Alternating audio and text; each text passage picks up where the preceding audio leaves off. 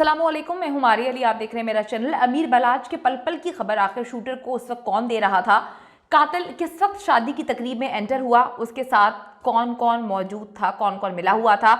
हमले से पहले मोबाइल जो है यानी कि दूसरा मोबाइल साथियों को दे दिया गया, साथियों को पकड़ाया गया था। क्या बलाच को उसी पिस्टल से कत्ल किया गया जिस पिस्टल से उसके वालिद टीपू ट्रका वाला को मारा गया था? गोगी बट इस वक्त कहां पर है? नदीम वाई ने जुबान खोल दी है। ये वीडियो बहुत इंपॉर्टेंट होने जा रही है। हर उस इंसान को इस वक्त तकलीफ हो रही है, आग लग रही है।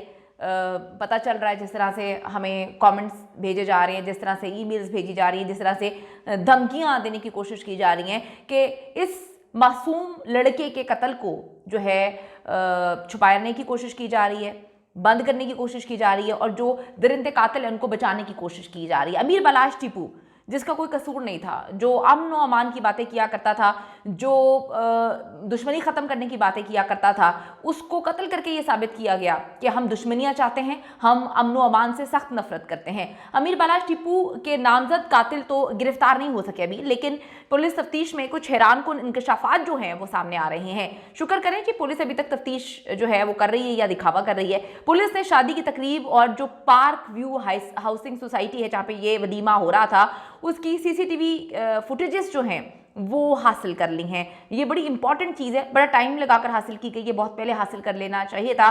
तकरीबन जो है 8वां दिन है आज, और 8 दिन के बाद ये सीसीटीवी फुटेजेस जो हैं जो पार्क व्यू हाउसिंग सोसाइटी से हासिल की गई हैं थोड़ी लेट की गई हैं। शूटर मुजफ्फर किस वक्त और किन साथियों के साथ जो है वो इस वलीमे की तकरीब में शामिल हुआ, दाखिल हुआ, किस गाड़ी में आया, साफ देखा जा सकता है इसमें। यानी कि बहुत सारी ऐसी चीज़ें हैं जो पुलिस को बहुत सारे सबूत दे रही हैं, लेकिन बात यह है कि जिन्होंने कत्ल करवाया वो क्या अंदर के लोग थे? क्या गोगी और तीफी बट को फंसाने की कोशिश की जा रही है, या गोगी और तीफी बट भी जो बाहर के दुश्मन है वो अंदर के दुश्मनों से मिलकर उन्होंने जो है वो ये खौफनाक कत्ल सर अंजाम दिया? अमीर बलाच से कौन कौन नफरत करता था? पुलिस को इस पर भी काम करना चाहिए, घर वालों को भी इस पर काम करना चाहिए, सोचना चाहिए कि घर का कौन, खानदान का कौन, फैमिली का कौन, दोस्तों का कौन ऐसा बंदा था जो बलाच के साथ तो था लेकिन इतना नफरत उससे करता था कि उसने दुश्मनों के साथ हाथ मिला लिया और अमीर बलाच को इतनी दर्दनाक जो है वो मौत दी है। तो शूटर मुजफ्फर जो है किस वक्त और किस तरह से वो दाखिल हुआ, फुटेज में साफ नजर आ रहा होगा। यानी पुलिस को ये भी मालूम हो चुका है कि जो शूटर है वो जेल रोड लाहौर में होने वाली बारात के फंक्शन में भी मौजूद था, यानी कि बारात में भी मौजूद था, लेकिन उसको इंस्ट्रक्शंस नहीं थी, शायद उसको यही इंस्ट्रक्शंस थी कि उसने जो है वो वलीमे की तकरीब में जो है उसको कत्ल करना है। उस वक्त ज़्यादा आसान मौके फराहम किए जा सकते हैं। 2 दिन मुसलसल रैकी की गई। रैकी के बाद वलीमे के एंड पर जब अमीर बलाच अपने गार्ड्स के साथ जो है बाहर निकल रहे थे तो उसे उस वक्त निशाना बनाया, दर्दनाक तरीके से उसको मारा जो वो डिजर्व नहीं करता था। ये बात भी सुनने में आ रही है कि बलाच के गार्ड्स के पास गन्स में उस वक्त गोलियां कम थी या शायद मौजूद ही नहीं थी। इस कदर अंदर की खबरें, इतनी अंदर की खबरें कोई भेदी जो है वो ही दे सकता है। घर का भेदी था जिसने लंका ढाई, अब इस पर जितने मर्जी आप पर्दे डाल दें। मैं आपको साबित करूंगी, साबित करके दिखा सकती हूँ कि किस तरह से कोई अंदर का ही बंदा है जिसने इस तरह से रैकी की है। थोड़ा सा वीडियो में आगे चलते हैं। अमीर बलाच ने जी पहले भी अगर बलाच की बात करूं वो तो बहुत टाइम बाद, बहुत अरसा बीच में आ गया, ये दिखाने की कोशिश की गई कि हमें किसी से कोई मसला नहीं है। इस ख़ानदान के तमाम जो लोग हैं करीबी साथियों की ही जो है रैकी की वजह से, उनके ग्रजेस की वजह से मारे गए। बलाच का जो परदादा हैं उनको उनके मुलाजिम ने कत्ल किया। जी बिल्कुल आप सही सुन रहे हैं, बलाच के परदादा को उनके मुलाजिम ने कत्ल किया। जो उनके दादा है बिल्ला ट्रक्का वाला को उनके ही करीबी गार्ड हनीफा ने जो है वो साथियों के साथ मिलकर मारा था। वालिद टीपू ट्रक्का वाला की जो मुखबरी थी वो भी दुबई के किसी डांसर ने की थी। अब अमीर बलाच को भी इस कदर सिक्योरिटी होने के बावजूद बड़ी ही आसानी से टारगेट करके जो है वो इस तरह से मार डाला। बहुत ही तकलीफ दे सिचुएशन है, बहुत ही तकलीफ की बात है, बहुत ही अजियत की बात है कि अपने ही जो हैं वो इस तरह से मिले हुए हैं, अपने ही जो हैं वो गलत तरीके से साथ मिलने का दावा करते हैं और इस तरह से रैकी करते हैं। तो ये अपना ही है कोई जिसने जो है ये रिवायत जारी रखी और घर का भेदी था जिसने लंका ढाई है। इस कदर सिक्योरिटी होने के बावजूद जो उन्होंने जैकेट भी पहनी हुई थी, उसके बाद भी बुलेट प्रूफ जैकेट होने के बावजूद इस तरह से मार डालना और कहाँ पे गोली चलानी है, जैकेट कब पहननी है, कब नहीं पहनी हुई, ये सब चीज़ें जो है वो बताई।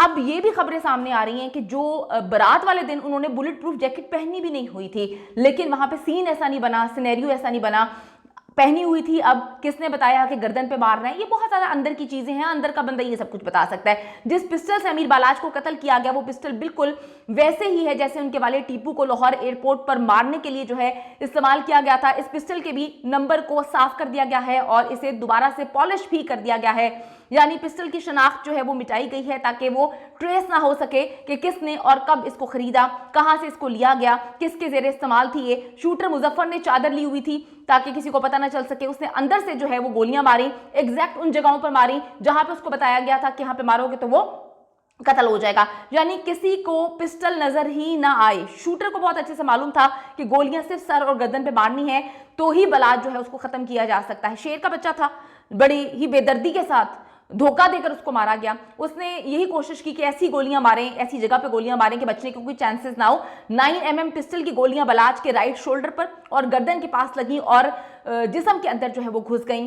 पुलिस जो है मुजफ्फर के आखिरी 6 महीने की कॉल रिकॉर्ड जो है वो ट्रेस कर रही है, देख रही है कि किससे रब्ता किया गया, किसने रब्ता किया गया। दूसरी तरफ गोगी भट्ट के करीबी रिश्तेदार ख्वाजा नदीम वाइन के मोबाइल से भी गोगी भट्ट के साथ राब्ते जो है वो चेक किए जा रहे हैं। नदीम का कहना है कि मेरा कोई लेना देना नहीं है किसी भी मामले से, गोगी भट्ट से मेरी बात जो है 3 दिन पहले ही हुई थी। पुलिस ने हॉल रोड लाहौर से उस दुकानदार को भी इस वक्त गिरफ्तार किया है जिससे मुजफ्फर ने मोबाइल खरीदा था। मोबाइल और सिम 1 दिन पहले ही खरीदे गए, यानी कत्ल की जो फाइनल प्लानिंग है वो 1-2 दिन पहले हुई।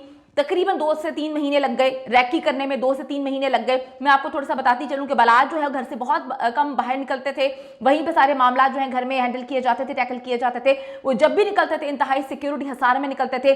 किसी ने ऐसा किया कि वो शादी के दोनों फंक्शंस में जाते हैं और बहुत ही रिलैक्स बैठे हुए हैं। अगर हम उन वीडियोस को बार बार देखें, जो वीडियोस हमने उनके कत्ल से कुछ देर पहले की, जब वो खाने के टेबल पे बैठे हुए हैं तो बड़े रिलैक्स बैठे हुए हैं। उनको कहीं से भी नहीं लग रहा कि भाई कोई इस तकरीब में मुझे इस तरह से कत्ल कर देगा।